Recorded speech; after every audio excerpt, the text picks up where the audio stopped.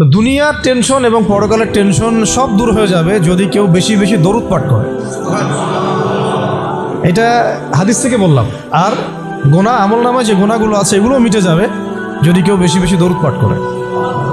একজন সাহাবী রাসূল সাল্লাল্লাহু আলাইহি ওয়াসাল্লামকে বলেছিলেন, ইয়া রাসূলুল্লাহ, আমি আমার দোয়ার মধ্যে কতটুকু দরুদ পড়ব? আমি কি 4 ভাগের 1 ভাগ দরুদ পড়ব? নবীজি বলেছেন সাল্লাল্লাহু আলাইহি ওয়াসাল্লাম, তুমি পড়তে পারো, চাইলে আরও বাড়াতে পারো, বাড়ালে তোমার জন্য উত্তম। ইয়া রাসূলুল্লাহ, আমি কি তাহলে 3 ভাগের 1 ভাগ দরুদ পড়ব আর 2 ভাগ দোয়া করব? নবীজি বললেন, করতে পারো, বাড়ালে তোমার জন্য উত্তম। ইয়া রাসূলুল্লাহ, আমি কি তাহলে অর্ধেক দরুদ পড়ব আর অর্ধেক দোয়া করব? নবীজি বলছেন, বাড়ালে উত্তম, চাইলে করতে পারো। ইয়া রাসূলুল্লাহ, আমি কি তাহলে সারা আমার পুরো দোয়াটাই শুধু দরুদই করব আপনার উপরে? তখন নবী সাল্লাল্লাহু আলাইহি ওয়াসাল্লাম বললেন, যদি তুমি এটা করতে পারো তাহলে তোমার কোনো গুনাহও থাকবে না, কোনো দুশ্চিন্তাও থাকবে না। তো যদি দেখেন যে দরুদ পড়তে পড়তে পড়তে দোয়ার সময় চলে গেছে, এতে আবার মানে মন খুঁতখুত করার কিছু নাই, বরং আপনি সবচেয়ে বেশি লাভবান হয়েছে। আরেকটা আমল আছে যে আমলটা করতে থাকলে দোয়াগুলো এর মধ্যে চলে আসে এবং আপনি দোয়া করে যেটা হাসিল করবেন ওই আমল দিয়ে তার চেয়ে বেশি হাসিল করে ফেলবেন ইনশাআল্লাহ।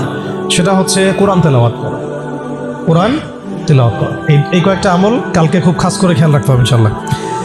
জুমার রাতের তো ফজিলত আমরা জানিয়ে বললাম প্রথমে। রাত যেহেতু হয়ে গেছে, আজকে কিয়ামুল লাইল না করে কেউ ঘুমাবো না ইনশাআল্লাহ। আর দ্বিতীয় কথা হচ্ছে কালকে জুমার প্রিপারেশন ভালো করে নিব।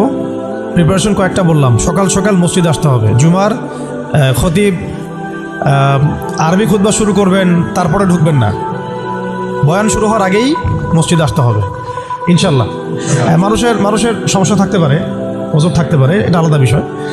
এটা হলো প্রথম কথা। সকাল সকাল মসজিদে আসা, গোসল করা, ফরজ গোসলের মতো গোসল করা, তারপরে হচ্ছে উত্তম কাপড় পরিধান করা। উত্তম কাপড় বলতে আমার সবচেয়ে সেরা কাপড়টা। আর আমরা মসজিদে আসি কিন্তু অনেকেই একেবারেই রাফ একটা কাপড় পরে আসি, এটা উচিত হয় না। হাদিসে জিবরিল মিশকাত শরীফে আছে, ওখানে দেখবেন জিবরাইল আলাইহিস সালাম মানুষের রূপ ধরে নবী সাল্লাল্লাহু আলাইহি ওয়াসাল্লামের কাছে এসেছিলেন। তার বর্ণনা দিচ্ছেন সাহাবী ওমর রাদিয়াল্লাহু আনহু।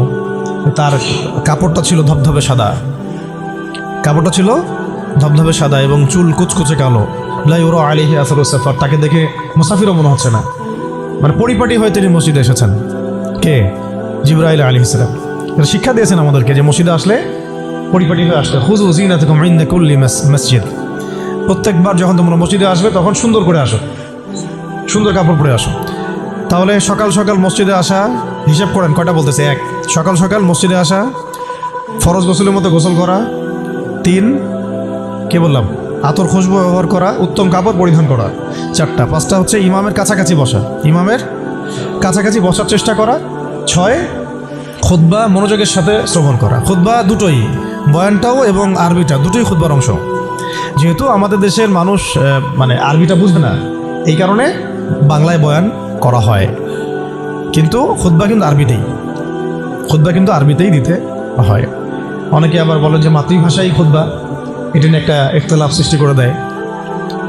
এখন বলেন তো দেখি, সারা বিশ্বের মধ্যে কোন ভাষাটা সবচেয়ে বেশি বুঝে মানুষ? ইংরেজি। ঠিক বলছেন। কোন ভাষা সবচেয়ে বেশি বুঝে? তো এখন কি হজের খুতবাটা ইংরেজিতে দেওয়া লাগবে? হ্যাঁ, হজে বিভিন্ন জায়গা থেকে মানুষ আসে, এই যে কয়েকদিন আগে হয়ে গেল, হজের খুতবা হয় না? এখন যেহেতু সব ইন্টারন্যাশনাল ভাষা হচ্ছে ইংরেজি, তেমন কি হজের খুতবাটা ইংরেজিতে দেওয়া লাগবে? খুতবা আরবিতেই। খুতবা কিসে? আরবিতেই। ওটা বোঝা আমার দায়িত্ব, আমাকে বুঝতে হবে। বোঝার জন্য আমাকে যদি আরবি শিখতে হয়, শিখতে হবে। এইভাবে ইসলামী খেলাফত যখন কায়েম ছিল তখন আরবি সারা বিশ্বে ছড়িয়ে পড়েছিল, তখন সবাই মোটামুটি আরবি ভাষা বুঝতো।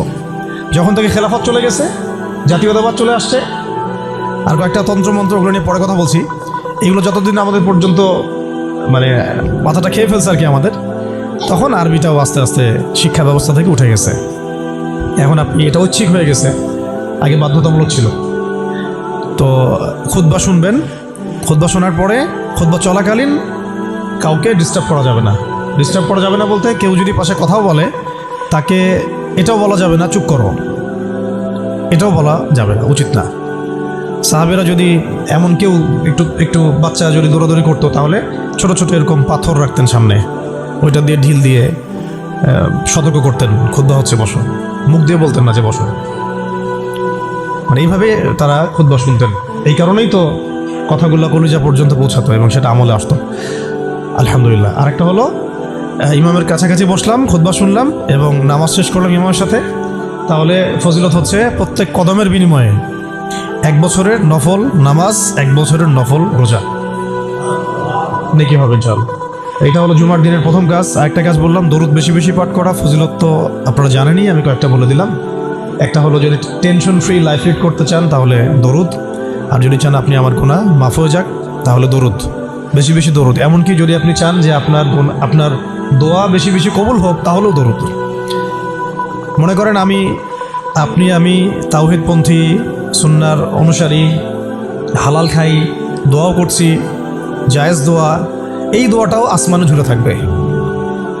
এই দোয়াটা কোথায় ঝুলে থাকবে? আসমানে ঝুলে থাকবে। এটা রবের কবুলিয়াত পাওয়ার জন্য যে মাধ্যম সেটা হলো দরুদ। দরুদ পড়বেন, এটা উঠে যাবে ইনশাআল্লাহ। যেই নবীর এত বড় শান, এত বড় মর্যাদা, সেই নবীকে আজকে বাংলাদেশের মাটিতে কিভাবে কটূক্তি করা হচ্ছে খেয়াল করছেন? এগুলো নিয়ে কথা বলা হয়। দেখা যায় রাষ্ট্র তো এখন আসলে ইসলামিক রাষ্ট্র আর নাই। ওইটা তো একসময় ছিল ইসলামিক খেলাফা, এখন চলতেছে সব আমেরিকান প্রেসক্রিপশনে আর কি। কেউ চালায় ভারতের প্রেসক্রিপশনে, কেউ চালায় আমেরিকার প্রেসক্রিপশনে, কেউ চালায় পশ্চিমাদের প্রেসক্রিপশনে। রাসূল সাল্লাল্লাহু আলাইহি ওয়াসাল্লামের সিরাত অনুযায়ী কেউ রাষ্ট্র চালায় না। তো সিরাত অনুযায়ী রাষ্ট্র চালালে এরকম সাতেমদেরকে ধরে কল্লা নামায় দেওয়া লাগতো। এখন দেধারসে দেখেন যেখানে সেখানে বাক স্বাধীনতার নামে যেই নবীর উপর দরুদ না পড়লে আপনার দোয়া পর্যন্ত কবুল হবে না, সেই নবীকে কিভাবে গালিগালাজ করা হচ্ছে। নাউযুবিল্লাহি মিন যালিক। কি করবেন? প্রতিবাদ করতে গেলে আমরা দেখলাম যে মামলা করা হলো, মামলার পরে সেই আইনের ধারাটাই বাতিল করে দেওয়া হলো। আইনের ওই ধারাই বাতিল করে দেওয়া হলো। কি আইন! নিজের স্বার্থে যখন তখন করাও যায়, আবার বাতিলও করা যায়। এই জন্যই তো আমরা বলি মানব রচিত আইনগুলো হচ্ছে তাগুত। মানব রচিত আইনগুলো কি? তাগুত মানে কি? তাগুত মানে শয়তান। তাগুত মানে কি? শয়তানের একটা ভার্সন, মানে আপগ্রেডেড ভার্সন হচ্ছে তাগুত। প্রোম্যাক্স তাগুত, শয়তান প্রোম্যাক্স, এটা হচ্ছে তাগুত। তো আল্লাহর আইন বাদ দিয়ে যখন মানুষ নিজের আইন রচনা করে তখন এরকম অবস্থা হয়। যে আইন রাসূলের শানে কটূক্তিকারীর বিচার করতে পারে না, সেই আইন আপনাকে সমাজে শান্তি দিবে, ইনসাফ দিবে? এই জিনিসটা আমাদের বুঝে আসতেছে না। এখন আমরা ঘুরে ফিরে আবার সেই ওই তন্ত্র মন্ত্রের পিছনে ছুটতেছি। এখনো শরিয়া ইমারা খেলাফতের কথা আমরা বুঝতে পারতেছি না। তবে বুঝি আর না বুঝি ইনশাল্লাহ সামনে এটা কায়েম হবে। এটা নিয়ে কোনো সন্দেহ নাই, লা শাক্কা ফি, কোনো সন্দেহ নাই, এটা সামনে কায়েম হচ্ছেই, এটা কেউ ঠেকাতে পারবে না। তো যাই হোক, আরেকটা আমল ছিল জুমার দিন, সেটা হচ্ছে সূরাতুল কাহাফ তেলাওয়াত করা। কোন সূরা? সূরা কাহাফ কোনোভাবেই ছাড়বেন না। এটা আমি মানে জোর দিয়ে এই কারণে বলছি, সূরা কাহাফ যারা নিয়মিত পড়ে, অন্তত প্রত্যেক জুমায় পড়ে, তাদের কলবের চোখ খুলে যাবে। কলবের চোখ না খুললে আপনি বাস্তবতা বুঝতে পারবেন না, কোনটা হক কোনটা বাতিল, কোনটা ন্যায় কোনটা অন্যায়, কোনটা সহি কোনটা গলত, ঠিক আছে? কোনটা ন্যায় কোনটা অন্যায়, কোনটা জুলুম কোনটা ঈমান কোনটা কুফর, এই যে পার্থক্য তাওহীদ শিরক, আসলে এই সত্য কোনটা মিথ্যা কোনটা, এই যে গোলকধাঁধা এখন চলতেছে সারা বিশ্ব জুড়ে, এইটা আপনি ভিতরের চোখ ছাড়া দেখতে পারবেন না। বাইরের চোখ দিয়ে দেখলে অনেক কিছুই অনেক রকম মনে হবে, কিন্তু আসলে বাস্তবতা এমন না। বাইরের চোখ দিয়ে দেখলে অনেক কিছুই মনে হবে খুব ভালো, আসলে ওটার ভিতরে কুফরি আছে। বাইরের চোখ দিয়ে দেখলে মনে হবে খুব সুন্দর, আসলে ওর মধ্যে শিরক আছে। এই যে অন্তর্দৃষ্টি, আমরা একটা কথা বলি হিকমা আল বাসীরা, প্রজ্ঞা, বাংলা ভাষায় বলে কি প্রজ্ঞা, দূরদর্শিতা, বাংলা ভাষায় বলে দূরদর্শিতা, এটা হাসিল হবে সূরা কাহাফ তিলাওয়াত করলে। আর শেষ জামানায় এই দূরদর্শিতার দরকার এত বেশি, এই আমলগুলো জুমার দিন ছাড়া ঠিক হবে না কোনোভাবেই। তো প্রতি সপ্তাহে আমলগুলো জারি থাকবে ইনশাআল্লাহ। আল্লাহ পাক সবাইকে করার তৌফিক দান করেন। তো আজকে আমি লম্বা আলোচনা করার সময় পাচ্ছি না, ইনশাআল্লাহ আপনাদের সাথে আবার দেখা হবে ইনশাআল্লাহ। কোনো একদিন দিনের বেলা এসে লম্বা সময় দেওয়ার চেষ্টা করবো ইনশাআল্লাহ। তো আজকে আমি জাস্ট একটা সূরা নিয়ে কথা বলতে যাচ্ছি আপনাদের সাথে। শুধু একটা ছোট্ট সূরা, ইনশাআল্লাহ অন্য কোনো দিন আরও বিষয়ভিত্তিক আলোচনা হবে। এই সূরাটা হচ্ছে সূরা কাফিরুন। কোন সূরা? সূরা কাফ। সবাই জানি না সূরাটা? কিছু বিষয় আছে এই সূরার মধ্যে যেগুলো আমরা অনেকে জানি কিন্তু বুঝতে পারছি না। ওইটা বোঝানোর জন্য আমি একটু পুরাতন আলোচনা নতুন করে করার চেষ্টা করছি আর কি। তার আগে একটা ফজিলত বলি যে সূরা কাফিরুন যে ব্যক্তি রাতের বেলা তেলাওয়াত করবে, ঘুমানোর আগে তেলাওয়াত করবে আর কি, আল্লাহ রাব্বুল আলামিন তাকে শিরকের পাপ থেকে হেফাজত করবেন। মনে রাখবেন যে জাহান্নামে যাবে সবচেয়ে বেশি মানুষ শিরকের পাপের কারণে। কোন পাপের কারণে? শিরকের পাপের কারণে। এবং শিরকের পাপ এমন পাপ যেই পাপটা আল্লাহ রাব্বুল আলামিন ক্ষমা করেন না, ওই অবস্থায় মারা গেলে ক্ষমা করেন না। কিন্তু তওবা করলে, জীবদ্দশায় তওবা করলে ইনশাল্লাহ মাফ হতে পারে, অবশ্যই হতে পারে। কিন্তু ওই শিরকের পাপ নিয়ে কেউ যদি মারা যায়, আল্লাহ রাব্বুল আলামিন এই পাপটাকে ক্ষমা করবেন না। এটা সূরা নিসার মধ্যে অনেকবার বলা হয়েছে, ইন্নাল্লাহা লা ইয়াগফিরু আন ইউশরাকা বিহি ওয়া ইয়াগফিরু মা দুনা যালিকা লিমান ইয়াশা। নিশ্চয় আল্লাহ রাব্বুল আলামিন শিরকের গুনাহকে মাফ করেন না, কিন্তু অন্য যে কোনো বড় গুনাহ হোক আল্লাহ পাক যাকে ইচ্ছা মাফ করতে পারেন, যাকে ইচ্ছা আল্লাহ মাফ করতে পারেন। এখন এই শিরকের পাপ থেকে বাঁচাবে কোন সূরা? সূরা কাফিরুন। রাতের বেলা তেলাওয়াত করতে হবে অন্তত একবার, রাতের আরও অনেক আমল আছে, এটা তো আপনারা জানেনই। অন্তত পক্ষে এই আমলগুলো করবেন। সূরা ফালাক, নাস, ইখলাস এগুলো পড়বেন। শেষ রাতে মোনাজাত করবেন, 2 রাকাত নফল হলেও পড়ার চেষ্টা করবেন। আল্লাহ পাক সবাইকে তৌফিক দান করেন। আর ঘুমানোর আগে সূরা বাকারার শেষের 2টা আয়াত পড়বেন বা 3টা আয়াত পড়বেন। সারা রাতের ইবাদতের নেকি হয়ে যাবে ইনশাআল্লাহ। 33 বার সুবহানাল্লাহ পড়বেন, 33 বার আলহামদুলিল্লাহ পড়বেন, 34 বার আল্লাহু আকবার পড়বেন। এছাড়াও তো আছে আল্লাহুম্মা বিইসমিকা আমুতু আহইয়া। এছাড়াও আরও অনেক দোয়া আছে, কয়েকটা বললাম। সূরা মুলক তেলাওয়াত করতে পারেন যদি সময় হয়, এবং করা উচিত, কারণ সূরা মুলকের তেলাওয়াত কবরের আযাব থেকে বাঁচাবে ইনশাআল্লাহ। এগুলো আমল করবেন। আমলটা বাড়ানোর চেষ্টা করতে হবে এই কারণে যে যার আমল বেশি তার মধ্যে নূর বেশি, আল্লাহ পাকের মারিফত বেশি, তার মধ্যে দিনের ফিকিরও বেশি থাকবে এবং তার দোয়াও বেশি কবুল হবে ইনশাআল্লাহ। সে আল্লাহকে পাবে, কাছে পাবে। আমল ভালো হলে আখলাক ভালো হবে, আখলাক ভালো হলে তার দ্বারা সমাজ উপকৃত হবে। এবং আমরা খেয়াল করে দেখেছি সিরাতের কিতাবগুলোতে সাহাবায়ে কেরাম জিহাদের মাঠেও মেসওয়াক ছাড়তেন না, মানে আমলে তারা গুরুত্ব দিতেন, খুব বেশি আমলের প্রতিযোগিতা করতেন, কে কত বেশি আমল করতে পারে। একজন সাহাবী খুঁটির সাথে নিজেকে বেঁধে রাখছিলেন, যে ঘুম আসে, নামাজ পড়তে পড়তে ঘুম আসে, খুঁটির মধ্যে বেঁধে রেখেছেন নিজেকে, এর ঘুমে পড়ে না যান।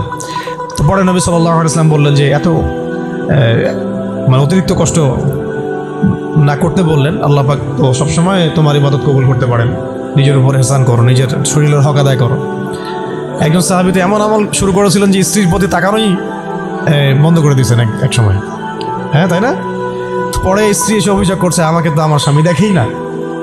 তখন নবী সাল্লাল্লাহু আলাইহি ওয়াসাল্লাম ডেকে বললেন যে দেখো, স্ত্রীর হক আছে তোমার উপরে, তার হক আদায় করো, সেটাও সুন্নাত, এটাও ইবাদত।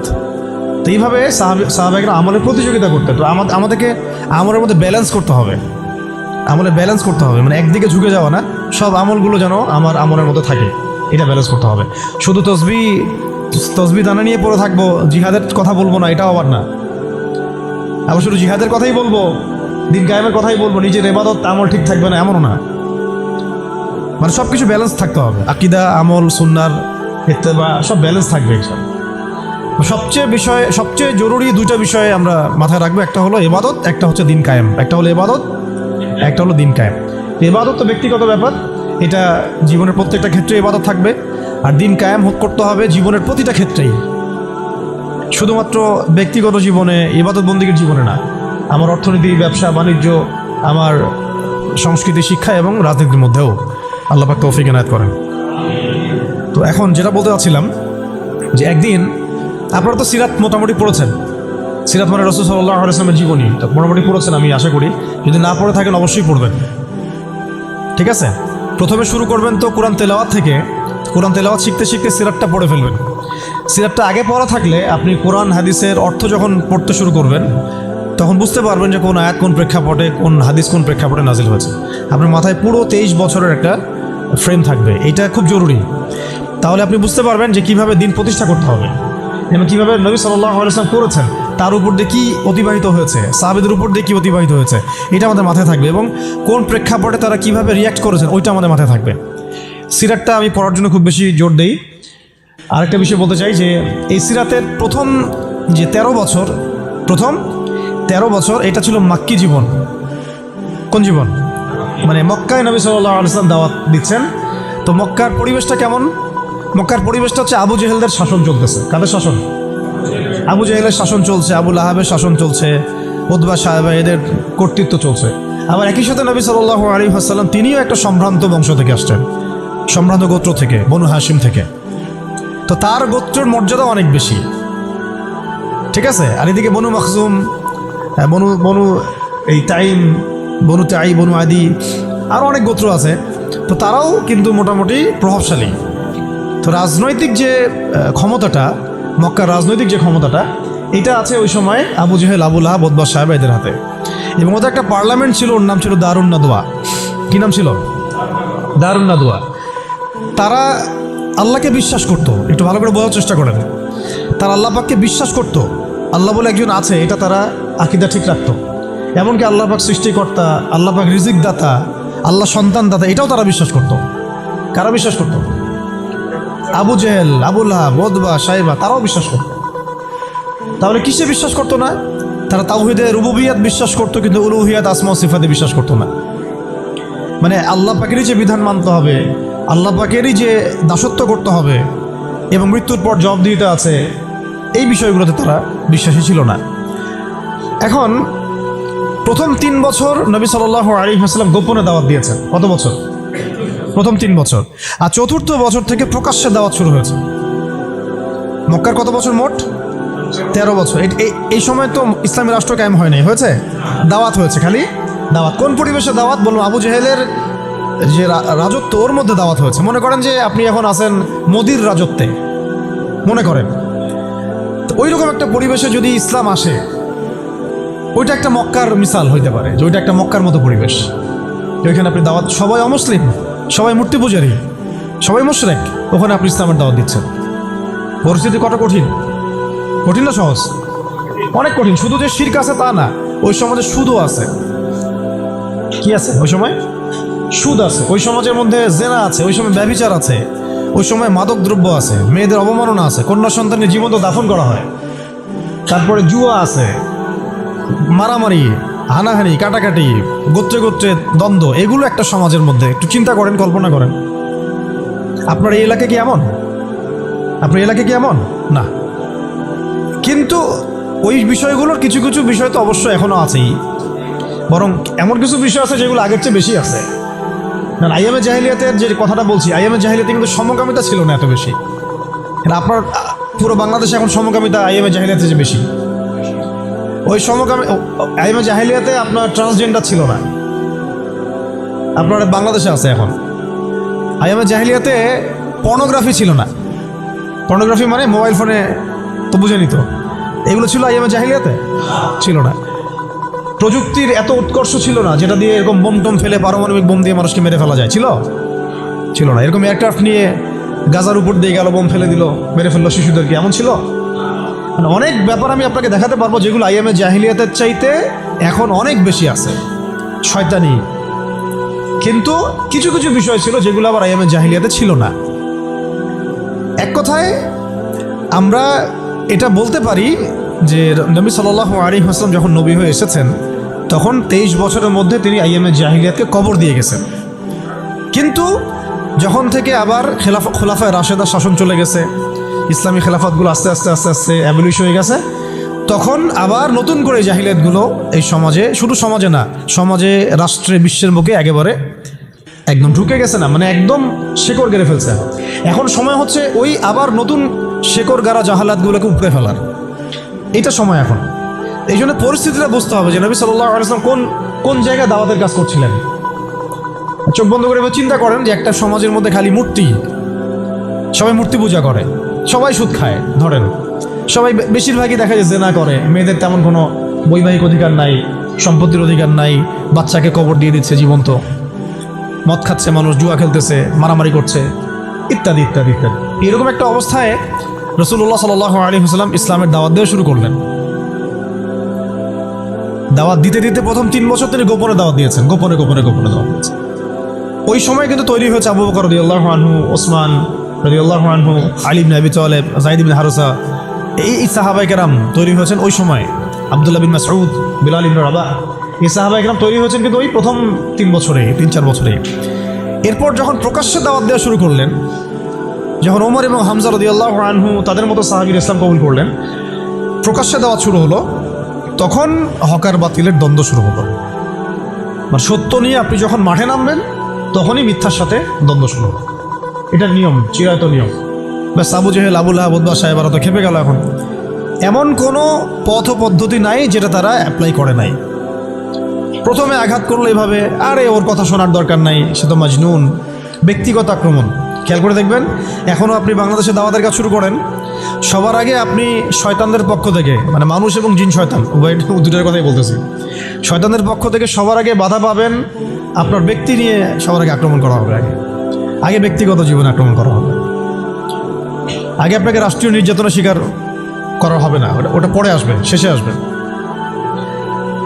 আগে ব্যক্তি থেকে, তারপর পরিবার থেকে, সমাজ থেকে, ধর্মনেতা থেকে, তারপর রাষ্ট্র থেকে, এইভাবে বাধা আসে আর কি। তো রাসূল সাল্লাল্লাহু আলাইহি ওয়াসাল্লামকে প্রথমে বলা হচ্ছিল যে মজনুন, নাউজুবিল্লাহ মিন যালিক, সাহের, জাদুঘর, নাউজুবিল্লাহ, ফারিকুল জামাত বিভক্ত করতেছে, নাউজুবিল্লাহ। তারপরে বলা হচ্ছে আর কি বলেন, শায়ের, কবি, হ্যাঁ, এরকম প্রায় 8-10টা কথা বলা হচ্ছিল, 8-10টার মতো কটাক্ষ করা হচ্ছিল প্রথম 3 বছরে। কিন্তু তেমন কোনো শারীরিক নির্যাতন করা হচ্ছিল না প্রথমে। আগে এভাবে ব্যক্তিকেন্দ্রিক আক্রমণ করা হচ্ছে। এরপর আল্লাহ পাক জবাব দিচ্ছেন, কোরআন নাজিল হচ্ছে, প্রত্যেকটার অ্যান্সার আসতেছে কোরআনে, তাই না? দাওয়াতের গতি বাড়তেছে, আলহামদুলিল্লাহ। মানুষ তো একবার ইসলামে আসলে আর ফিরে যাচ্ছে না। জান্নাতের খবর পেয়ে গেছে মানুষ। কোথায় ছিলাম, অন্ধকার থেকে আলোতে চলে আসছে। আর যারা এই নূরের স্বাদ একবার পেয়েছে তারা কি আর ফিরে যাবে? এখনও দেখেন অনেক বড় বড় পাপী মানুষ, আমরা নিজেও দেখেছি, নিজেরাও অনুভব করেছি, বহু বড় বড় পাপী মানুষ রাসূল সাল্লাল্লাহু আলাইহি ওয়াসাল্লামের রওজার সামনে গিয়ে সালাম দিয়েই একেবারে তওবা করে খাঁটি মুমিন হয়ে গেছে। বহু মানুষ আছে এমন, অনুভূতি কাজ করে ওখানে গেলে। একটা অনেক পাপী মানুষ ছিল, কাবাঘর ধরে যেই টাচ করছে কাবা ঘরে, চোখ দিয়ে দরদর করে পানি পড়া শুরু হয়েছে, সে তার লাইফকে সংশোধন করে নিয়েছে। আর সেখানে তো সাহাবীরা রাসূলের কাছে যাচ্ছেন, তার দরবারে বসছেন, হাতে হাত রেখে বায়াত করতেছেন, তাকে তার পা ধুয়ে দিচ্ছেন, তাকে ওযু করাই দিচ্ছেন। সারাদিন তারা রাসূল সাল্লাল্লাহু আলাইহি ওয়াসাল্লামের সাথেই আছে। কত বড় সৌভাগ্যের বিষয়। এখন প্রথমে যখন দেখা গেল এইসব দিয়ে কাজ হচ্ছে না, তারপর তারা অর্থনৈতিক চাপ দেওয়া শুরু করলো, সামাজিক বয়কট করা শুরু করলো। কারা? আবু জেহেল, আবু লাহাব, উতবা, সাহেব। আমি কিন্তু এই কয়েকটা নাম বলছি, এটা কিন্তু শুধু নাম না, এটা একটা ক্যারেক্টার, চরিত্র। আজকের বিশ্ব আবু জেহেল আছে, আবু লাহাব আছে, উতবা, সাহেবারা আছে না? সেম পদ্ধতি তারাও কিন্তু অবলম্বন করতেছে ইসলামকে দমন করার জন্য। সেম এটা মিলাই নেবেন আপনারা সিরাত থেকে। এবার শুনেন, অর্থনৈতিক চাপ দিয়ে কোনো কাজ হচ্ছে না, ব্যক্তিগত আক্রমণ করে কাজ হচ্ছে না, শারীরিক নির্যাতন করেও কাজ হচ্ছে না। সাহাবীদেরকে মেরে ফেলা হচ্ছে, সুমাইয়া রাদিয়াল্লাহু আনহাকে মেরে ফেলা হয়েছে না, শহীদ করা হয়েছে। তারপরে ইয়াসির রাদিয়াল্লাহু আনহুকে শহীদ করা হয়েছে মক্কায়। এরকম সাহাবীদেরকে নির্মম নির্যাতন করা হচ্ছে। বেলাল রাদিয়াল্লাহু আনহুকে পিটানো হচ্ছে, ওসমান রাদিয়াল্লাহু আনহুকে পর্যন্ত মারা হয়েছে, আবু বকর রাদিয়াল্লাহু আনহুকে উতবা মেরেছে একদিন, লাআনাহুল্লাহ। এখন শারীরিক নির্যাতন করে কোনো কাজ হচ্ছে না, ঈমান থেকে সরানো যাচ্ছে না, অর্থনৈতিক বয়কট করে কাজ হচ্ছে না। 3 বছর বয়কট করে দিল বনু হাশেমকে, মনে আছে আপনাদের? গাছের ছালপাতা খেয়ে তারা থাকলেন, শিয়াবে আবু তলেবে। 3 বছর বয়কট, সমাজ থেকে বয়কট, গালিগালাজ করে কোনো কাজ হচ্ছে না। এমনকি জীবন কেড়ে নিয়েও, জান নিয়েও কোনো কাজ হচ্ছে না। এই আন্দোলন, এই লা ইলাহা ইল্লাল্লাহ মুহাম্মাদুর রাসূলুল্লাহ বিপ্লবী কালিমাকে থামানো যাচ্ছে না। কোন পরিবেশে? আমাদের মতো অনুকূল পরিবেশে না, মনে করেন ভারতের মতো প্রতিকূল পরিবেশ। মনে করেন, বোঝানোর জন্য বললাম যে একটা গভর্নমেন্ট আছে, সে চরমভাবে ইসলাম বিদ্বেষী, সে তার গুন্ডাবন্ডা দিয়ে মুসলিমদেরকে পিটাচ্ছে আর মারতেছে এখন যেখানে সেখানে, দেখতেছেন না? রাষ্ট্রীয়ভাবে মুসলিম দমন হচ্ছে। একটা তো হলো রাষ্ট্রীয়ভাবে না, মানে অরাজনৈতিকভাবে কেউ ইসলামের বিরোধিতা করতেছে, সেটা আলাদা ব্যাপার। একটা হচ্ছে রাষ্ট্রীয়ভাবে ইসলামকে দমন করা হচ্ছে। কোথায়? ভারতে, সবাই জানি। তো রাষ্ট্রীয়ভাবে দেখেন গাজাকে আজকে ধ্বংসস্তূপে পরিণত করা হলো বৈশ্বিকভাবে। জাতিসংঘের প্রত্যক্ষ মদত এগুলো হয়েছে, আমেরিকার প্রত্যক্ষ সহযোগিতা এগুলো হয়েছে, পশ্চিমাদের প্রত্যক্ষ মদত এগুলো হয়েছে। এখন কথা হচ্ছে আপনাকে পরিস্থিতিটা বুঝতে হবে যে আবু জেহেল আবু লাহাবদের অবস্থা কেমন ছিল, ওই সমাজটার অবস্থা কেমন ছিল। প্রতিকূল পরিবেশে দাওয়াতের কাজ করা হচ্ছে, তারা একটার পর একটা অস্ত্র প্রয়োগ করছে, কিন্তু কোনো অবস্থাতেই মুসলমানদেরকে থামানো যাচ্ছে না। তাদের সংখ্যা কি বাড়ছে না কমছে? মুসলিমদের সংখ্যা বাড়ছে না কমছে? আবার বলেন, মুসলিমদের সংখ্যা কি বাড়ছে না কমছে? বাড়ছে আর বাড়ছে আর বাড়ছে, দিন দিন বাড়ছে।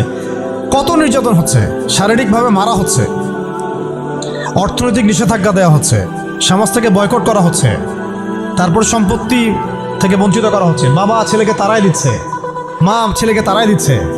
কি একটা অবস্থা! অবস্থা কি ভাবতে পারছেন কেমন জটিল অবস্থা? এত কিছু করেও যখন কোনো কাজ হলো না, তখন আবু জেহেল আবু লাহাব উতবা সাহেবারা একটা নতুন ফর্মুলা নিয়ে আসলো। এখন তারা নতুন একটা ফর্মুলা নিয়ে আসছে। এই ফর্মুলাটার নাম হচ্ছে আপোষকামিতা বা সন্ধি করা। এটার নাম কি? আপনারা খেয়াল করে দেখবেন, আমি একটু বলে নেই 1 মিনিট। ওই আইএমএ জাহিলিয়াতে যে জাহালাতগুলো আপনি দেখছেন, শিরকের জাহালাত, সুদের জাহালাত, রিবা, তারপরে মাদক, তারপরে জেনা, ব্যভিচার, গোত্রীয় হানাহানি, সব আপনি এখনকার বিশ্বে দেখতে পারবেন।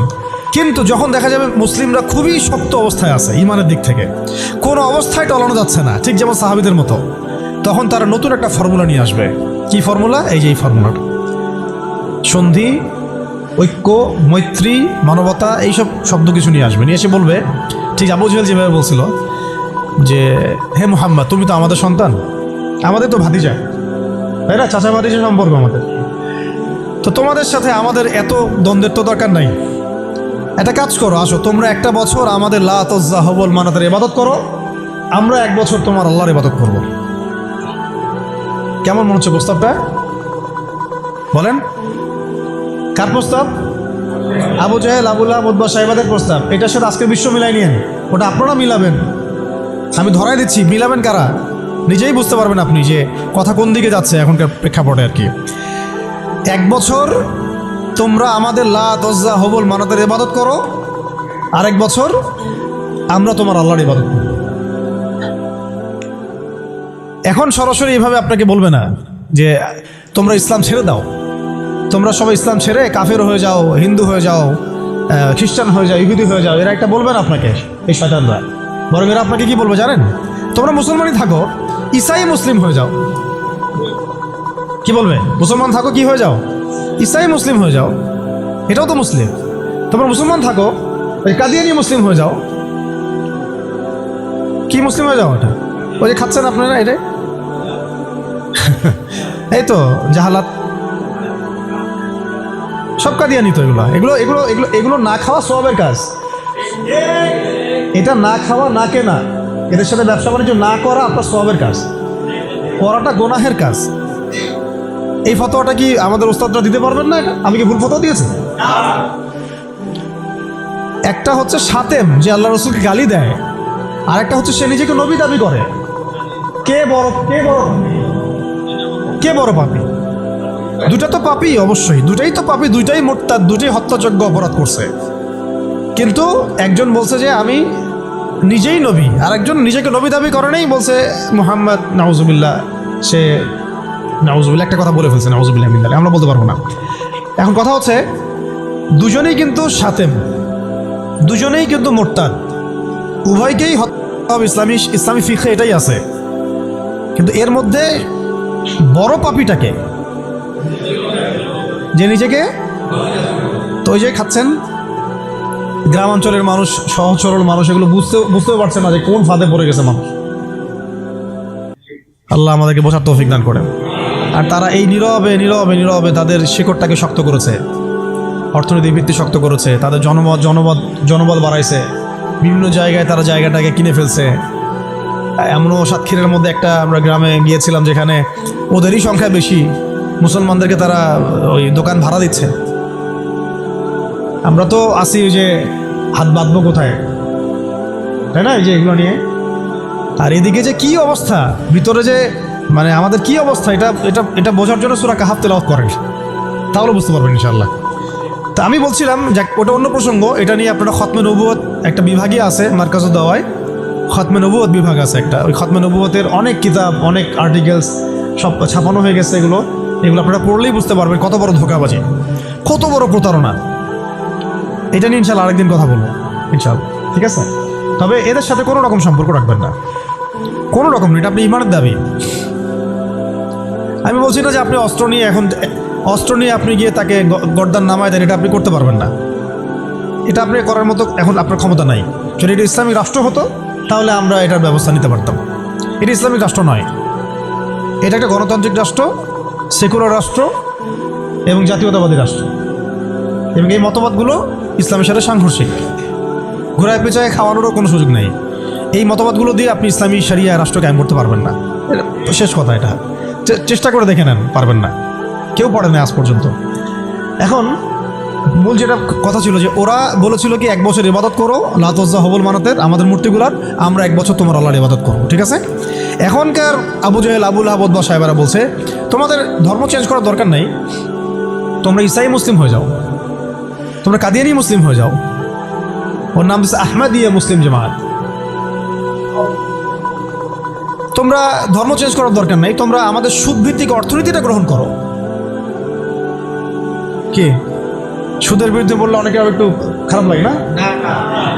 তোমরা ধর্ম চেঞ্জ করার দরকার নাই, লা ইলাহা ইল্লাল্লাহ পড়ো, মুহাম্মদ রাসূলুল্লাহ পড়ো, নামাজ পড়ো, হজ করো, উমরা করো, যাকাত দাও, কোনো সমস্যা নাই। কিন্তু আমাদের সুদভিত্তিক ব্যাংকিং সিস্টেমটা নাও। মানুষ নিয়েছে, প্রত্যেকটা মুসলিম কান্ট্রির মধ্যে এখন সুদভিত্তিক ব্যাংকিং সিস্টেম আছে। বুঝতে পারছি আমি কথা? হ্যাঁ, ধর্ম চেঞ্জ করার দরকার নাই, তোমরা আমাদের গণতন্ত্র নাও। কি নাও? বাস নিচ্ছে মুসলমানরা। ধর্ম চেঞ্জ করার দরকার নেই, তোমরা আমাদের জাতীয়তাবাদ নাও। মুসলমান জাতীয়তাবাদ নিয়ে নিছে। ধর্ম চেঞ্জ করার দরকার নেই, তোমরা আমাদের সেকুলারিজম মতবাদটা নাও। মানুষ নিয়েছে। ধর্ম চেঞ্জ করতে হবে না, তোমরা মুহাম্মদের উম্মত থাকো সাল্লাল্লাহু আলাইহি ওয়াসাল্লাম। তোমরা আমাদের কমিউনিজম নাও, সমাজতন্ত্র নাও। মানুষ নিয়েছে। এইভাবে এখনকার যুগের আবু জেহেল, আবুল আহাবরা আমাদেরকে ওই প্রস্তাবের মধ্যে নিয়ে আসছে। আমরা ওই সময় তো সাহাবায়ে কেরাম জবাব দেওয়ার আগে আল্লাহ পাক জবাব দিয়ে দিয়েছেন, আর সেই জবাব তো কোরআনে মওজুদ আছে। আমরা এই যুগের আবু জেহেল, আবুল আহাবদেরকে ওই জবাবটা দিতে পারি না, যেই জবাবটা আল্লাহ পাক কোরআনে দিয়েছেন। আল্লাহ পাক কি বলেছেন এই প্রস্তাবে পরে? আল্লাহ পাক বলেছেন, কুল, হে নবী আপনি বলেন, ইয়া আইয়ুহাল কাফিরুন, হে কাফেররা শুনো ভালো, লা আ'বুদু মা তা'বুদুন, আমি তার ইবাদত করি না যার ইবাদত তোমরা করো। আমি তার ইবাদত করি না যার ইবাদত তোমরা করো। ওয়ালা আনতুম আবিদুন মা আ'বুদ, তোমরা তার ইবাদতকারী নও যার ইবাদত আমি করি। ওয়ালা আনা আবিদুন মা আবাদতুম, এবং আমি তার ইবাদতকারী নই যার ইবাদত তোমরা করো। ওয়ালা আনতুম আবিদুন মা আ'বুদ, এবং তোমরাও তার ইবাদতকারী হবে না যার ইবাদতকারী আমি। এখানে আয়াতকে রিপিট করা হয় নাই, বরং এটাকে একটাতে আপনার বর্তমান কালকে বোঝানো হয়েছে, একটাকে ভবিষ্যৎ বোঝানো হয়েছে। কিয়ামত পর্যন্ত মুসলমান মন্দিরে যাবে না, আর মন্দিরে যে যায় লোক সে এই মসজিদ আসবে না। আসলে ধর্ম চেঞ্জ করে আসতে হবে। লাকুম দীনুকুম ওয়ালিয়া দীন, তোমাদের দিন তোমাদের জন্যে, আমার দিন আমার জন্য। তো এই জবাবটা আমরা এখনকার বিশ্বকে দিতে পারি নাই। ভালো করে খেয়াল করে দেখছেন? এভাবে সূরাগুলোকে মিলাতে হবে। ওরা এখন আপনাকে বলছে না সরাসরি যে আপনি ধর্ম চেঞ্জ করেন, আপনি অমুসলিম হয়ে যান, কাফের হয়ে যান, মুরতাদ হয়ে যান, এগুলো তারা বলবে না। তারা বরং বলবে আপনাকে আমাদের সুদটা নাও, আমাদের সংস্কৃতি নাও, আমাদের শিক্ষা ব্যবস্থা নাও, আমাদের রাজনৈতিক সিস্টেমগুলো নাও, আমাদের গণতন্ত্র নাও, আমাদের ধর্মনিরপেক্ষতাবাদ নাও, আমাদের কমিউনিজম নাও, আমাদের জাতীয়তাবাদ নাও। আর কি বলবেন? আমাদের সিকিউরিটি সিস্টেম নাও, আমাদের প্রযুক্তি নাও, আমাদের মিডিয়া নাও, এগুলো নাও। ধর্ম চেঞ্জ করার দরকার নাই। কাদিয়ানি হও, ইসাই মুসলিম হও, কিন্তু লা ইলাহা ইল্লাল্লাহ ওটাও পড়ো। এই যুগের লাত উজ্জা হবল মানাতরা আরো বেশি ভয়ঙ্কর। এই যুগের আবু জেহেল, আবুল আহাব বা সাহেবারা আরো বেশি ভয়ঙ্কর ওই যুগের আবু জেহেল, আবুল আহাবদের চাইতে। আর ওই যুগের সাহাবায়ে কেরাম যে ভাষায় উত্তর দিয়েছিলেন, এই যে কোরআনের ভাষায়, যে লাকুম দীনুকুম ওয়ালিয়া দীন, কিয়ামত পর্যন্ত না তোমরা আমাদের দিনের অনুসারী হবা, আর না আমরা তোমাদের দিনের অনুসারী হব। তোমাদের সাথে আমাদের এইসব আদর্শিক কোনো ঐক্য হতে পারে না। আদর্শিক কোনো ঐক্য হতে পারে না। হ্যাঁ, ব্যবসা বাণিজ্য হতে পারে। কি হতে পারে? ব্যবসা বাণিজ্য হতে পারে, মুআমালাত মুআশারাত হতে পারে, প্রতিবেশী হিসেবে থাকতে পারে, অনেক কিছু আছে। কিন্তু আদর্শিক যেখানে, ইসলাম যেখানে প্রশ্নবিদ্ধ, ইসলামের মৌলিক বিষয় যেখানে ক্ষতিগ্রস্ত হবে বা বাধাপ্রাপ্ত হয়, এরকম কোনো উসুলে তোমার আমার কখনো ঐক্য হতে পারে না। এখন যে কথাগুলো আমি বললাম এগুলো কি ইসলামের মৌলিক বিষয় না? কেউ যদি কাদিয়ানি হয় সে কি আর মুসলিম থাকে? কেউ যদি ইসাই মুসলিম হয় মুসলিম থাকবে? কেউ যদি চরম সুদখোর হয় সে তো আল্লাহর সাথে যুদ্ধ করতেছে, রাসূলের সাথে যুদ্ধ করতেছে, সে কিভাবে মুসলিম হতে পারে? কেউ যদি এরকম পশ্চিমা তন্ত্রমন্ত্রের পূজা করে সে কি আর মুসলিম থাকতেছে নাকি? ফাসেক হয়ে যাচ্ছে। তো এখন কথা হচ্ছে এই সূরা থেকে আমাদের এই শিক্ষাগুলো নিতে হবে যে আজকের বিশ্বেও, আজকের এই জামানাতেও কোনো অবস্থাতেই এই কাফের, মুশরিক, মুরতাদ, মুনাফিক এরকম কোনো তন্ত্রমন্ত্রের ফাঁদে আমাদেরকে পা দেওয়া যাবে না। কেন দেওয়া যাবে না? কারণ আল্লাহ রাব্বুল আলামিন আমাদেরকে পরিপূর্ণ শরিয়া দিয়েছেন, পরিপূর্ণ কোরআন দিয়েছেন, সুন্নাহ দিয়েছেন, প্রত্যেকটা বিষয়ের পুঙ্খানুপুঙ্খ সমাধান দিয়েছেন। আমার অন্য কারো কাছ থেকে সমাধান ধার করারও কোনো দরকার নেই। আমাদের ব্যক্তিগত জীবনের হেদায়েত কোরআন সুন্নাহে মওজুদ আছে, পারিবারিক হেদায়েত আছে, সামাজিক আছে, শিক্ষা ব্যবস্থার আছে, সংস্কৃতির আছে, রাষ্ট্রীয় এবং রাজনৈতিক হেদায়েতও আছে। আমাকে তোমার কাছ থেকে তন্ত্রমন্ত্র ধার করতে হবে না। এই বিষয়টা আমাদের খুব ভালো করে বুঝতে হবে। কোন ক্ষেত্রে কি হেদায়েত আছে এটার জন্য আমাদেরকে পড়াশোনা করতে হবে, দেখতে হবে, জানতে হবে, খুঁজতে হবে, ওলামায়ে কেরামের সাথে মশওয়ারা করতে হবে। আর কোনো জায়গায় যদি দেখেন যে কোনো আলেমও এগুলোতে প্রভাবিত হয়ে গেছে তাহলে আপনি হকপন্থী আলেম খুঁজে বের করবেন। এইভাবে আমাদেরকে সামনের পথটা চলতে হবে। এই সূরার পরে একটা সূরা আছে, কি নাম? সূরা নাসর। কোন সূরা? তাই না? সূরা নাসর না? এই শেষ করে দেই, একটু অনেক দেরি হয়ে গেছে। এখন যখন কোন প্রেক্ষাপটে সূরা কাফিরুন নাজিল হয়েছিল আপনাকে তো বলছি একবার, ওই রকম প্রেক্ষাপটে এই সূরা নাজিল হয়েছে। আর এখন তো আমরা আছি ইসলাম বান্ধব পরিবেশের মধ্যে। তাহলে আমরা কেন এই যুগের আবুল আহাব, আবু জেহেল, উতবা সাহেবাদের এই তন্ত্রমন্ত্রগুলোর অনুসারী হব, ওদের ধোকায় পা দিব? যেখানে ওর ইসলামকে আক্রমণ করবে আমরা কেন সেখানে সায় দিব? অথচ মক্কার মতো অবস্থায় সাহাবায়ে কেরাম এইভাবে জবাব দিয়েছেন সূরা কাফিরুনের জবাবে। আর এখন তো আমার সামনে নামাজের পরিবেশ আছে, যাকাতের পরিবেশ আছে, আমরা মুসলিম সংখ্যাগরিষ্ঠ, আমরা সবাই লা ইলাহা ইল্লাল্লাহ বুঝি, আলহামদুলিল্লাহ আমরা নামাজ পড়ছি, তিলাওয়াত করছি, অনুকূল পরিবেশ আছে। এখন কেন আমাকে এই যুগের আবু জেহেল, আবুল আহাবদের দাসত্ব করতে হবে বলেন? কোনো যুক্তি আছে? যুক্তি তো নাই, কোনো কারণও নাই। কারণ নাই। এই সূরার পরেই আল্লাহ পাক বলেছেন ইযা জাআ নাসরুল্লাহি ওয়াল ফাতহ, যখন আল্লাহর সাহায্য আর বিজয় আসবে। মানে ওই রকম প্রতিকূল অবস্থাতেই বিজয় সুসংবাদ দিয়ে দেওয়া হয়েছে যে এই অবস্থা চিরকাল থাকবে না, তো এইটা তোমরা সবর করে এটা উতরায় উঠো, এখানে ইমানের পরীক্ষাটা দাও, পাশ করো। ইযা জাআ নাসরুল্লাহি ওয়াল ফাতহ, সামনেই আসতেছে তোমাদের জন্য বিজয়। এটা সূরা সফেও আছে, ওয়া উখরা তুহিব্বুনাহা নাসরুম মিনাল্লাহি ওয়া ফাতহুন করিব ওয়া বাশশিরিল মুমিনিন। আর তোমরা যেটা পছন্দ করো দুনিয়ার, তোমরা দুনিয়াবি বিজয় অর্জন করবা, সেটাও সামনে আসতেছে। ফাতহুন করিব, আল্লাহ বলেছেন করিব, নিকটে আসবে এটা। ওয়া বাশশিরিল মুমিনিন ওয়া রাআইতান নাস ইয়াদখুলুনা ফি দীনিল্লাহি আফওয়াজা, একটা সময় আসবে মানুষ দলে দলে আল্লাহর দ্বীনে ঢুকতে থাকবে। তখন আল্লাহ পাক বলেছেন ফাসাব্বিহ বিহামদি রাব্বিকা ওয়াস্তাগফির ইন্নাহু কানা তাওয়াব। এবং যখন এই বিজয়টা আসবে তখন এই আবু জেহেল, আবু লাহাব, উতবা, সাইবা এদের অস্তিত্ব কি হবে? তাব্বাত ইয়াদা আবি লাহাবি ওয়া তাব। আবু লাহাবের হাতও ধ্বংস হবে, সে নিজেও ধ্বংস হবে। মিলাতে পারছেন সিকোয়েন্সটা? এইভাবে আসছে বিষয়টা। যখন এই বিজয় আসবে তখন এই সব আবু লাহাব ধ্বংস হয়ে যাবে। আবু লাহাব এখানে শুধু একজন ব্যক্তি নয়, আবু লাহাব এখানে একটা রূপকথা, একটা উপমাও বটে। প্রত্যেক যুগে যুগে আবুল হাব থাকবে। এই যুগের আবুল হাব কারা জানেন? যারা সুদ ভিত্তিক এই ব্যাংকিং সিস্টেমের এই হত্যাকর্তা, এরা হচ্ছে এই যুগের আবুল হাব। মা আগনা আনহু মালুহু ওয়া মা কাসাব, তাদের এইসব হারাম মাল কোনো কাজে আসবে না, এবং তারা যেটা অর্জন করেছে সেটা কোনো কাজে আসবে না। সায়াসলা নারান যাতা লাহাব, আগুনে প্রবেশ করবে তারা। ওয়া ইমরাতুহু, এবং তার স্ত্রীও। এর স্ত্রী মানে শুধু স্ত্রী না, স্ত্রী মানে কিন্তু সহযোগী। স্ত্রী মানে কি? সহযোগী। এরা কিন্তু একা কাজ করে না, আমি বললাম না একজনের সহযোগী। হাম্মালাতুল হাতাব, হেল্প করতো তাকে। কি করতো? খড়কুটা নিয়ে এসে ডিস্টার্ব করতো না নবী সাল্লাল্লাহু আলাইহি ওয়াসাল্লামকে, ফেলে রাখতো, কষ্ট দিত। ওরাও এখন দেখেন আল্লাহর দিনকে কষ্ট দেয়, রাসূলুল্লাহ সাল্লাল্লাহু আলাইহি ওয়াসাল্লামকে কষ্ট দেয়। ওই যে সূরা কাফিরুনের ওই অবস্থায় টিকে থাকাটা কত কঠিন। লাকুম দীনুকুম ওয়ালিয়া দীন, কত কঠিন। ওই সিরাতের রাস্তা পাড়ি দেওয়া লাগবে, সবর করতে হবে, মারও খাওয়া লাগতে পারে, জানও যাবে, হিজরতও করা লাগতে পারে। হিজরত করেছেন নবী সাল্লাল্লাহু আলাইহি ওয়াসাল্লাম। তারপরে ইসলামী রাষ্ট্র আল্লাহ পাক দিবেন ইনশাআল্লাহ। কিসের মাধ্যমে দিবেন? দাওয়াত, তাবলীগ এবং জিহাদের মাধ্যমে। দাওয়াত, তাবলীগ এবং জিহাদের মাধ্যমে, শুধু দাওয়াত আর তাবলীগের মাধ্যমে না, দাওয়াত, তাবলীগ এবং সাথে জিহাদও থাকতে হবে। তারপরে ইসলামী রাষ্ট্র ব্যবস্থা আসবে ইনশাআল্লাহ। এরপরে দেখেন কি বলা হলো, ওমরাআতু, তার স্ত্রীও থাকবে, হাম্মালাতুল হাতাব ফি জিদিহা হাবলুম মিন মাসাদ। দেখেন ওর গলায় থাকবে জাহান্নামে ওই যে ছোবরা, রশি। মানে হেল্প করার কিছু উপকরণও ছিল, কিছু উপকরণ দিয়ে সে ইসলামের বিরোধিতা করতো, দুশ্মনী করতো। এখনও তার অনেক উপকরণ বের করে ফেলছে ইসলামকে মানে ক্ষতিগ্রস্ত করার জন্যে। এমনকি দেখেন কত কত নতুন নতুন প্রযুক্তি আসছে, এই প্রযুক্তিগুলো দিয়ে তারা ইসলামের ক্ষতি করতেছে। ভালো করে খেয়াল করে দেখেন, এমন অনেক প্রযুক্তি তারা বের করেছে, মিডিয়া বের করেছে, প্রযুক্তি বের করেছে, সিস্টেম বের করেছে, তন্ত্রমন্ত্র বের করেছে, মানে উপকরণ লাগে ইসলামকে ক্ষতিগ্রস্ত করার জন্য।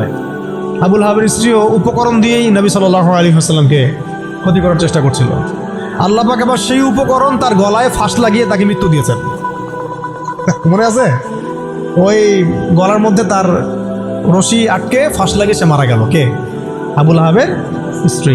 এই যে যে ক্ষতি, ইসলামের ক্ষতি করার জন্য যে উপকরণগুলো তারা বের করেছে, শুনে রাখেন, ইসলামের ক্ষতি করার জন্যে, ইসলামকে ধ্বংস করার জন্যে আর মুসলিম নিধনের জন্য তারা যে উপকরণগুলো তৈরি করেছে, যে সিস্টেমগুলো তৈরি করেছে, যে মিডিয়াগুলো তৈরি করেছে, যে প্রযুক্তিগুলো তৈরি করেছে, এগুলোই ওদের ধ্বংসের কারণ হবে ইনশাআল্লাহ।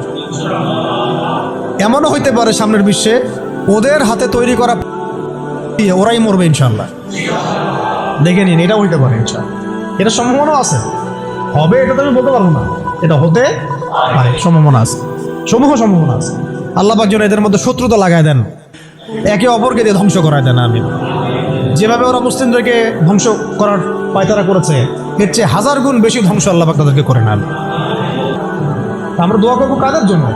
তাদের মনের মধ্যে ইসলামের জন্য সিম্প্যাথি আছে, সফট কর্নার আছে, ইসলামকে মন থেকে ভালোবাসে, এই ভাইদের জন্য আমরা দোয়া করবো। এই জন্য আমরা বাংলাদেশের এই সিস্টেমের মধ্যে ধরেন আর্মি, র্যাব, পুলিশ, বিজিবি, আমাদের পলিটিশিয়ান যারা বুঝে না বুঝে বিভিন্ন মানে জালেমের সহযোগীও হয়ে গেছে, আমরা সবার জন্যই দোয়া করি আল্লাহ পাক যেন তাদের সবার হৃদয়টাকে ঘুরায় দেন। তাদের মধ্যে অনেক মানুষ আছে যারা বুঝে না বুঝে হয়তো দুনিয়াবি কোনো স্বার্থে অন্যায়ের পথে চলে গেছে, বা বুঝে না, ইসলামটা বুঝে না, কিন্তু আবার ইসলামকে ভালোবাসে, ইসলামকে ভালোবাসে। আমরা এই ভাইদের জন্য দোয়া করতে পারি, এই জালেমদের জন্য আমরা কি দোয়া করতে পারি? অতএব ফি জিদিহা হাবলুম মিন মাসাদ, এটাও হবে, দেখে নিন। আর শেষ কথা কি, এটা কে করবেন? এই পুরো পরিকল্পনাটা কার? এই পুরো পরিকল্পনা হচ্ছে পরের সূরায় কুল হুয়াল্লাহু আহাদ। এটা এক আল্লাহর পরিকল্পনা। কোন আল্লাহ? আল্লাহুস সামাদ, যিনি কারো মুখাপেক্ষী না, কারো মুখাপেক্ষী না, তিনি আমাদেরও মুখাপেক্ষী না। এটা আল্লাহ করাবেন, আল্লাহর বান্দাদেরকে দিয়ে আল্লাহ করাবেন। কোন আল্লাহ? লাম ইয়ালিদ, যিনি কাউকে জন্ম দেন নাই, ওয়া লাম ইউলাদ, তাকেও কেউ জন্ম দেয় নাই, ওয়া লাম ইয়াকুল লাহু কুফুয়ান আহাদ, তার মতো সমতুল্য আর কেউ নাই। অতএব তোমরা যতই বাড়াবাড়ি করো, যতই তোমরা ইসলামের বিরুদ্ধাচরণ করো না কেন, ইসলামকে ধ্বংস করার চেষ্টা করো না কেন, সূরা কাফিরুন থেকে মক্কা বিজয় পর্যন্ত হালত আসবে ইনশাআল্লাহ। আর এখন যা চলতেছে এটাও ইনশাআল্লাহ আস্তে আস্তে পরিবর্তন হতে থাকবে, এবং ইনশাআল্লাহ আমরা আবার করবো ইনশাআল্লাহ। এই বিষয়ে কোনো সন্দেহ নাই যে সামনে ইসলামের বিজয় আসবে এবং মুসলিমদের সেই হারানো সেই গৌরব ঐতিহ্য আবার ফিরে আসবে। কিন্তু এইটা আপনার ঘরে বসে থাকলে রেডিমেড হাতে মান্না সালোয়ার মতো আসবে না। এটা মান্না সালোয়ার আসার যুগ না, এটা আবাবিল পাখি আসারও যুগ না। এখানে পাথর আপনাকেই ছুটতে হবে। আবাবিল পাখি এসে পাথর ছুটবে না, এটা পাথরটাকে ছুটতে হবে, আপনাকেই ছুটতে হবে। ব্যাস, আল্লাহ পাক শর্ত দিয়ে দিয়েছেন, ইন তানসুরুল্লাহ ইয়ানসুরকুম, তোমরা আল্লাহর দ্বীনকে সাহায্য করো, আল্লাহ তোমাদেরকে সাহায্য করবে। ওয়া ইউসাব্বিত আকদামাকুম, আল্লাহ তোমাদের পা শক্ত করে দিবেন। ওয়া ইন তাতাওয়াল্লাউ ইস্তাবদিল কওমান গায়রাকুম, তোমরা যদি মুখ ফিরে চলে যাও, আল্লাহ পাকের কিচ্ছু যায় আসে না। আল্লাহুস সামাদ, আল্লাহ অন্য কওমকে হেদায়েত দিয়ে তোমাদের স্থলাভিষিক্ত করবেন। সুম্মা লা ইয়াকুনু আমসালাকুম, তারা তোমাদের মতো হবে। ব্যাস, এই হলো মূল কথা। তাহলে আমরা চাচ্ছি আল্লাহর ইবাদত করতে, তার জমিনে তার দিনকে বিজয় করতে। তো এই বিজয় কি এমনি এমনি আসবে? কাজ করতে হবে তো নাকি?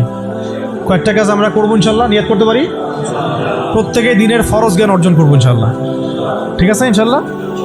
শেষ রাত শুরু হয়ে গেছে, আল্লাহ পাক যেন তৌফিক দান, আমিন। এখন দোয়া কবুল হবে। প্রত্যেকেই দিনের ফরজ জ্ঞান অর্জন করবোই করবো ইনশাল্লাহ। আমল বাড়াই দিব ইনশাল্লাহ, হালাল হারাম মেনে চলবো ইনশাল্লাহ। আমাদের পরিবারের পর্দার ব্যাপারে খেয়াল রাখবো, আমাদের শিক্ষার ব্যাপারে খেয়াল রাখবো, এবং জীবনের একটা নির্দিষ্ট ক্ষেত্রে ইবাদত করবো এমন না, পুরো জীবনটাকেই সুন্নাহ ভিত্তিক ঢেলে সাজাবো ইনশাআল্লাহ। এর পাশাপাশি প্রত্যেকটা এলাকায় আপনারা ঐক্যবদ্ধ থাকবেন, জামাবদ্ধ থাকবেন। এখন তো আর ওই অবস্থা নাই যে একজন আমির আর সবাই মামুর হয়ে আছে, এমন তো অবস্থা নাই। তাই প্রত্যেকটা অঞ্চলেই তাওহীদপন্থী মানুষরা একসাথে থাকবেন ইনশাআল্লাহ। আর ইসলামপন্থী যে ভাইরা আছেন, বিভিন্ন দল সংগঠন করছেন, তাদের সাথে মিলেমিশে থাকবেন। একে অপরের সাথে কোনো কাদা ছোড়াছুড়ি বা কোনো রকমের দ্বন্দ্বে যাবেন না। তাদের দ্বারা ইসলামের উপকার হলো তো আলহামদুলিল্লাহ, কিন্তু যদি দেখা যায় তারাও এইসব তন্ত্রমন্ত্রের ধোকায় পড়ে গোলক ধাঁধায় হারায় যান, এতে আল্লাহর কিছু যায় আসবে না। আল্লাহ পাক শরিয়া কায়েম করাই দিবেন ইনশাআল্লাহ। তারাও বুঝতে পারবে যে এইসব পশ্চিমা তন্ত্রমন্ত্র দিয়ে শরিয়া কায়েম হবে না। অন্ততপক্ষে কিছু যদি উপকার হয় তাহলে তাও তো ভালো, ইসলামের জন্য ওইটুকু ভালো। নাই মামার চেয়ে তো কালাম মামা ভালো, বলি আমরা কথা। শেষ কথা হচ্ছে, এইগুলোর সাথে আমাদের ব্যাপক দাওয়াতের কাজ লাগবে, ব্যাপক দাওয়াতের মেহনত লাগবে, এবং প্রয়োজনে জিহাদের প্রস্তুতি রাখতে হবে। এই কাজগুলো একত্রিত হলে ইনশাল্লাহ দেখবেন সূরা কাফিরুন থেকে মক্কা বিজয় ইনশাল্লাহ হয়ে যাবে। আচ্ছা, এইগুলো আমি আবেগ থেকে কথা বলেছি এমন না, এটা বাস্তব ছিল, অতীতেও হয়েছে, এবং প্রত্যেক শতাব্দীতে ইসলাম বিজয়ী ছিল, এই শতাব্দীতে হবে ইনশাল্লাহ। আল্লাহ পাক যেন সেই কাফেলে আমাদেরকে কবুল করেন। আল্লাহ পাক যেন আমাদের মধ্যে যারা ইখলাস রাখেন, মনের মধ্যে ইখলাস রাখেন, সেই প্রত্যেক ভাইকে আল্লাহ পাক সেই মাকবুল জামায়াতের মধ্যে, মাকবুল কাফেলার মধ্যে কবুল ও মঞ্জুর করে নেন।